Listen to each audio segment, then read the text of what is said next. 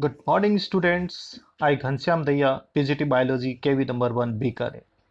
Today, we will learn a new topic that is known as megasporogenesis. What is the meaning of megasporogenesis? The megasporogenesis is the process in which the formation of the megaspore from the megaspore mother cell that is known as megasporogenesis. In which place megasporogenesis processes take place? So it is take place in the ovary. In ovary, you know about the ovule. In ovule, a cells group of cells that is known as nucellus. In nucellus, a cell is formed. A cell is formed that is known as MMC. MMC, what is the meaning of MMC? MMC, megaspore mother cells. Ovule commonly form a single megaspore mother cell in micropylar region of the nucellus. यानी nucellus के micropylar reason की जो एक cell होती है nucellus की, वो एक स्पेशल हो जाती है और वो एक माइक्रोस्पोर मदर सेल बनाती है. Next, megasporogenesis process. ये जो डायग्राम है, इस डायग्राम से आप कंप्लीटली मेगास्पोरोजेनेसिस प्रोसेस को ब्रीफली समझ पाएंगे. आप इस प्रोसेस में देखें, a different type of cells, that cells is known as MMC, megaspore mother cell. In megaspore mother cell, a meiotic division take place and 4 haploid cells are formed. 4 haploid cell forms. In 3 cells are degenerate. 3 cells are degenerate. It means ये नष्ट हो जाएगी. Only one cell is active and they growth. How they cells growth? The cells growth their nourishment from the nucleus and cell size are increase. Cell size increase after it. It nucleus having mitotic division and 2 nucleus are forms like that. 2 nucleus are forms and both nucleus movement in another opposite poles. It means ये जो nucleus बने हैं वो दोनों अलग अलग पोल में चले जाएंगे. दोनों पोल में फिर इसमें कंटिन्यूटी सक्सेसिव माइटोटिक डिवीजन होते रहेंगे और दोनों के साइड्स के अंदर ये ऊपरी पोल है और ये दूसरा पोल है. इन दोनों के अंदर माइटोटिक डिवीजन होंगे और दोनों पोल पे 4 सेल्स 8 सेल बन जाएगी. 8 सेल बन जाएगी, लेकिन इस दौरान किसी भी टाइप का सेल वॉल का फॉर्मेशन नहीं होगा. केवल 8 न्यूक्लियस बनेंगे. इसमें से 3 न्यूक्लियस एक पोल पे रह जाएंगे, 3 न्यूक्लियस दूसरे पोल पे रह जाएंगे और जो बीच वाले दो यानी 2 न्यूक्लियस है वो मूवमेंट करके सेंटर में आ जाएंगे. That types. ओके. और बाद में इन न्यूक्लियस के चारों ओर सेल वॉल का फॉर्मेशन हो जाएगा और 3 सेल जो कि माइक्रोपाइलर रीजन की तरफ थी उनको हम कहेंगे एग एपरेटस. इनको क्या कहेंगे हम? Egg apparatus. और 3 जो सेल्स जो कि चैलेजा रीजन की तरफ होगी उनको हम कहेंगे एंटीपोडल सेल्स.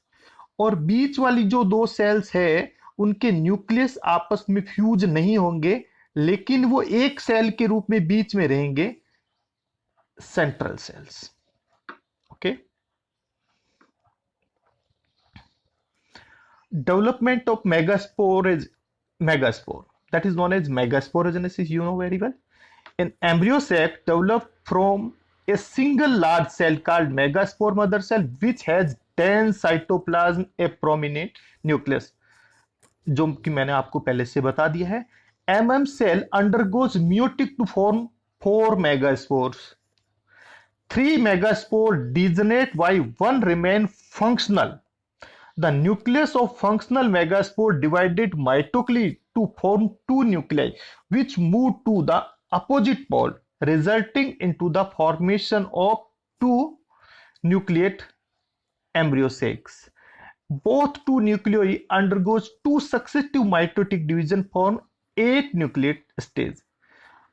ये सब चीजें हमने अभी जो प्रीवियस जो स्लाइड थी उसमें ये सब चीजें देख चुके हैं कि हम लास्ट में 8 न्यूक्लिएट स्टेज को प्राप्त करेंगे। It is the graph which it is the line diagram जो शो करता है मेगास्पोरोजेनेसिस प्रोसेस को।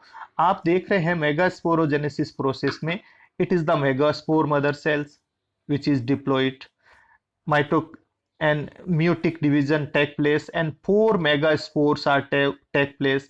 3 megaspore are degenerate, एक से बना एक 4, 3 डिजनरेट हुआ, एक एक्टिव हुआ, फंक्शनल मेगास्पोर है। 3 टाइम्स माइटोसिस डिवीजन होगा and we found 8 nucleated embryo sacs, 8 nucleated embryo sac. इन 8 न्यूक्लिएटेड एम्ब्रियो सेक्स में 3 सेल्स जो माइक्रोपाइलर एंड की तरफ रहती है, जिसमें एक तो होता है एग सेल जो कि सेंटर में होती है, एक तो होता है जो सेंटर में होती है उनको एग सेल कहेंगे, और साथ साइड में जो होती है उनको कहेंगे सिनर्जिड। और 3 सेल जो चैलेंजर रीजन की तरफ होती है उनको हम एंटीपोडल सेल कहेंगे, और 2 जो पोलर न्यूक्लियाई होते हैं जो कि सेंट्रल में रहेंगे। It is the another diagram of your NCERT books. In this diagram they showing only 2 stages।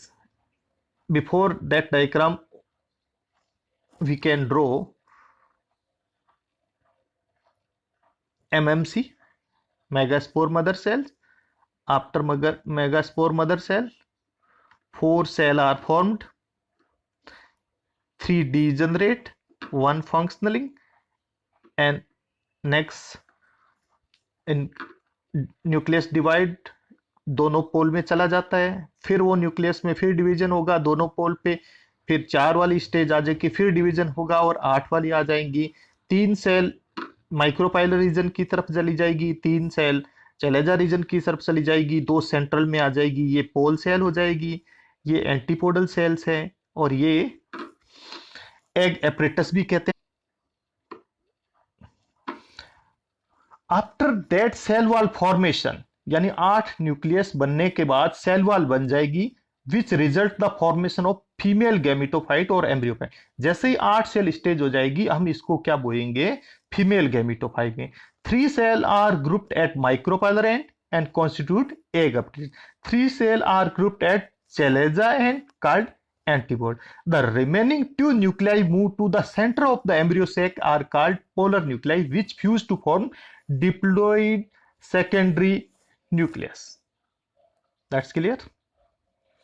Now that diagram is embryo sacs, you can easily find 3 antipodal cells, 3 antipodal cell which is found in chalaza region, and that place is egg apparatus, in which a central cell, egg, 2 guiding cell synergids, and flap-like structure you can see in the synergid cell fully formed apparatus। Fully formed apparatus is for the guiding of the pollen tube, guiding of pollen tubes, and in center polar nuclei। In this diagram you can easily say that the female gametophyte are 7-celled and 8 nuclei। In various exam that question is asking।